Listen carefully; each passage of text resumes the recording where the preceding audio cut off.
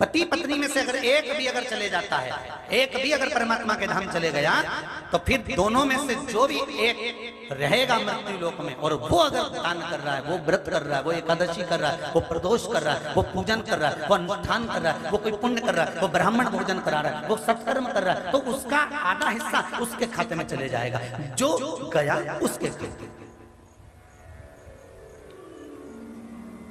तुम जाओ लोटा लेके, जल लेकर जाइए। शिव मंदिर में अगर आपका मन है कि पत्नी कलश लेके जाती है, मैं हाथ लगा लूंगा, तो कलश लेकर पत्नी जाए, हाथ लगाए, मना नहीं है, पर एक काम जरूर करना। अगर जल आप चढ़ा रहे हो दोनों मिलकर, वैसे तो नियम अनुसार शरीर में अगर रोग है, बीमारी है, कष्ट है, घर में बहुत दुख है, तो जितने सदस्य घर में रह रहे हैं, प्रत्येक घर का सदस्य एक लोटा जल शिव जी पे जरूर चढ़ाए। क्यों? हो सकता है तुम्हारा ग्रह तो अच्छा है कि तुम जल चढ़ाने लगे, उसका ग्रह भी अच्छा है, वो जल चढ़ाने लगा, फिर भी घर में काम नहीं हो रहा, तो घर में जो कोई एक व्यक्ति ऐसा रह रहा है जिसका मन पूजन में नहीं जा रहा, जिसका मन शिव के द्वार तक नहीं जा रहा, भगवान उसको बुलाना ही नहीं चाह रहा, तो उसको हमें मंदिर तक पहुंचाना है। क्यों पहुंचाना है? क्योंकि हो सकता है इसी के ग्रह से हमारे घर में तरक्की नहीं हो पा रही, उन्नति नहीं हो पा रही, तो उसको मंदिर तक लेकर जाना है, उसको द्वार तक छोड़ कर आना है, भगवान के भरोसे पर फिर उसको छोड़ देना। जब वो एक लोटा जल चढ़ाना प्रारंभ कर देगा, हो सकता है कि हमारी भी कुछ उन्नति रुक रही हो किसी कारण से।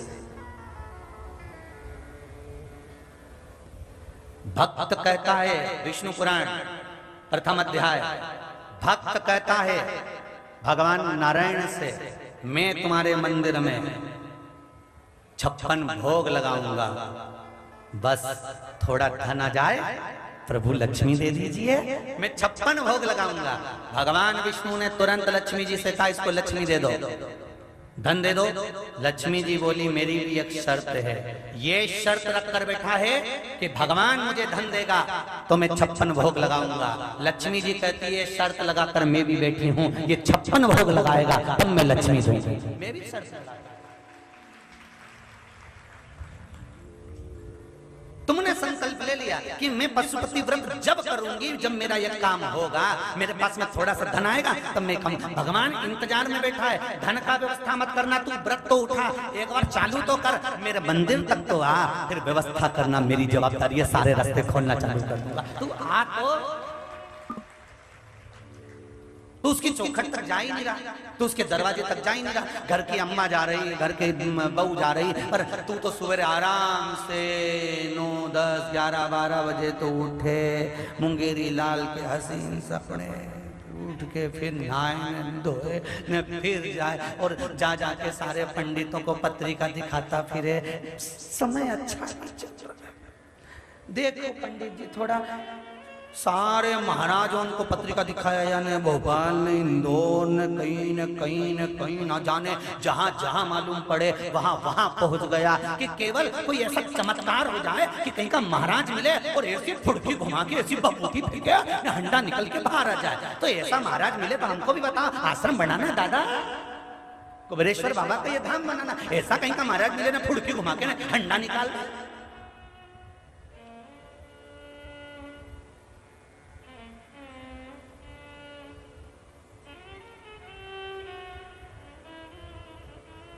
अगर ऐसी घुमा के हंडा निकालने वाले होते तो गीता जी में मेरा कृष्ण, मेरा ठाकुर नहीं कहता कि कर्म करिए, फल की इच्छा मत रखना, मैं दूंगा, तो काम तो कर। पत्रिका देखकर कह दिया तुम्हारा योग अच्छा चल रहा है, गज केसरी योग है, ओहो, और मालूम पड़े दरवाजे पे सुअर घूम रहा है, और क्या गज केसरी योग, ना गज है ना केसरी है, सुंगरा घूम रहा है पूरा, सारी दुनिया में दिखा दिया। 11 बजे सो के उठे, 1 बजे ऑफिस में पहुंचे, 3-4 बजे तक बैठे। 4 बजे तक बैठने के बाद भी दिन भर जब से पहुंचा ऑफिस में तब से व्हाट्सएप से फुर्सत नहीं है, मोबाइल से फुर्सत नहीं है, फुर्सत नहीं, चैटिंग से फुर्सत नहीं। शाम के घर आया और भगवान का रोना रे, भगवान तूने कैसा कर दिया, भगवान मेरा काम नहीं चले, भगवान मेरा धंधा नहीं चले, भगवान मैं तो बर्बाद हो गया। भगवान के कुछ मत कर, कहीं मत जा, कहीं जाने की जरूरत नहीं है। इसलिए शिव महापुराण की कथा में आपको बार बार कहते हैं, आप कुबेरेश्वर धाम पर भी मत आओ। टीवी के सामने बैठकर कथा सुन रहे हो, विश्वास रखकर कथा सुनना। तुम्हारे नजदीक में जो शंकर मंदिर हो उसमें 1 लोटा जल चढ़ाना चालू कर देना, विश्वास रखकर चढ़ाना, और फिर कहना कि मैं कुबेरेश्वर धाम जब जाऊंगा जब मेरा यह काम हो जाएगा। काय को आप यहाँ फालतू टाइम बर्बाद करने के लिए?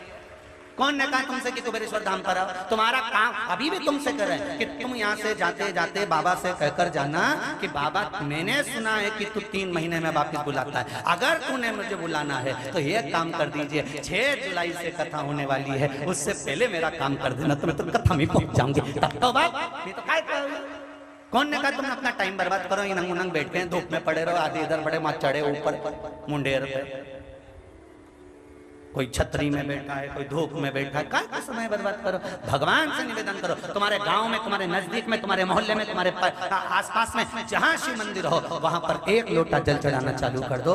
और जब बाबा तुमको इतना दे दे कि अब मुझे किराए का भी खर्चा पूर्ण मेरे बाबा देने लगे हैं, तब ट्रेन में बैठना, आराम से सीहोर स्टेशन पे उतरना, ऑटो करना, फिर कुबेरेश्वर धाम आना। सीहोर वाला महाराज मिले नहीं मिले, बाबा कंकर शंकर मिलेगा, उससे विनती करना। जैसे एक माता ने कहा मेरी किडनी, देखिए जरा, भावना राजेश पोपट, सिटी पालघर, मुंबई से आया, कहीं बैठे हैं,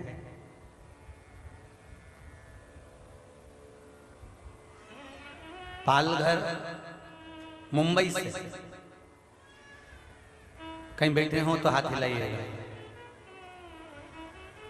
भावना राजेश जी पोपट, सिटी पालघर, मुंबई से कहीं बैठे हो तो हाथ जरूर हिलाइएगा। हर हर महादेव। मुंबई वाले कहीं बैठी हैं?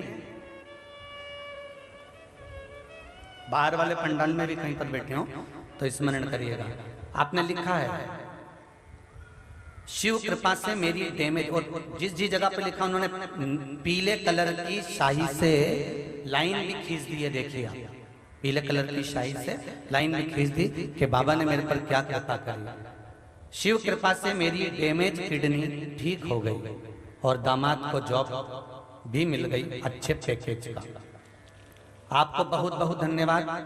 आपके आशीर्वाद से, शिव कृपा से हमारे सब काम बन रहे हैं। मेरी एक किडनी 20 से 22 साल से डैमेज थी, इसमें लिखा है 20 से 22 साल से डैमेज थी, और कभी कभी उसको बहुत शरीर में कष्ट होने लगता था, पर मैंने 2 बार पशुपतिनाथ का व्रत किया और बाबा का नाम जप श्री शिवाय नमस्तुभ्यम प्रारंभ किया। तब से मेरी हेल्थ अच्छी होने लगी।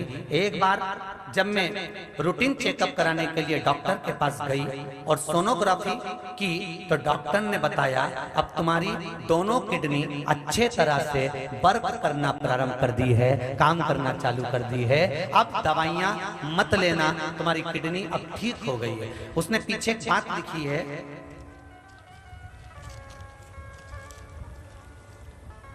मुझे हिंदी में लिखना अच्छे से नहीं आता, गुरुजी भूल हो जाए तो माफ कर देना, मेरे हृदय की बात। तो ये शिव भक्ति नहीं तो क्या है? ये शिव उपासना नहीं तो क्या?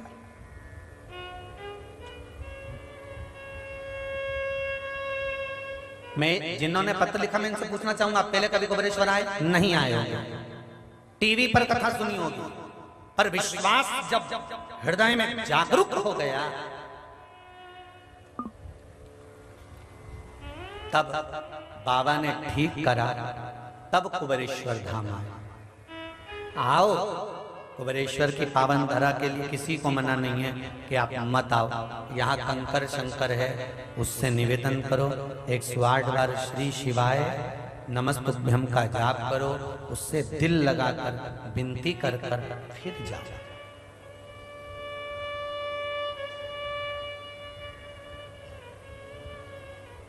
सारे तीर्थ घूम कर आ जाओ और एक बार कुबेरेश्वर धाम की धरा पर आकर देखना। सारे तीर्थ होकर आ जाओ और एक बार वो चौराहे से ही तुम गाड़ी अंदर लोगे और अंदर आते आते आते आते आते आते जब प्रवेश करोगे, कुबेरेश्वर बाबा के दरवाजे से जब अंदर पांव रखोगे, बस उसका एक कंकर भी शरीर से छू गया तब आपको महसूस होगा, ऐसा लगता है कि हम तो घर ही नहीं जाएं, यहीं बाबा के धाम बस जाएं, तब लगेगा।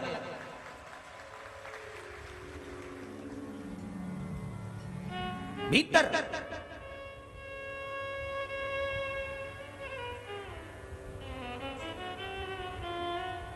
अभी ये दोनों जजमान बैठे हैं हमारे सोनी जी और पाठक जी, इनके घर में भी कमरों में बहुत सुंदर सुंदर एसी लगे होंगे, हाल में भी लगे होंगे, जोरदार सब व्यवस्थाएं होंगी, सब कुछ होगा, भोजन भी अच्छा बनता होगा, सब काम होगा। अभी यहाँ तो एक सब्जी बने, भोजन पूड़ी बन जाए, रोटी बन जाए, चावल बन गया कभी। अब उसके बाद भी यहाँ के भवन में कहीं रह रहे हो, कहीं रह रहे हैं, उसके बाद रात्रि को तपन भी होती है, उमस भी होती है, उसके बाद भी शिव भक्ति का जो बल होता है, जितना जितना मेरे बाबा को यहाँ पर तपाना होगा उतना तपाएगा, सब निचोड़ लेगा तुमको, तब यहाँ से भेजेगा कि अब तेरे दुख काट कर भेज रहा हूँ,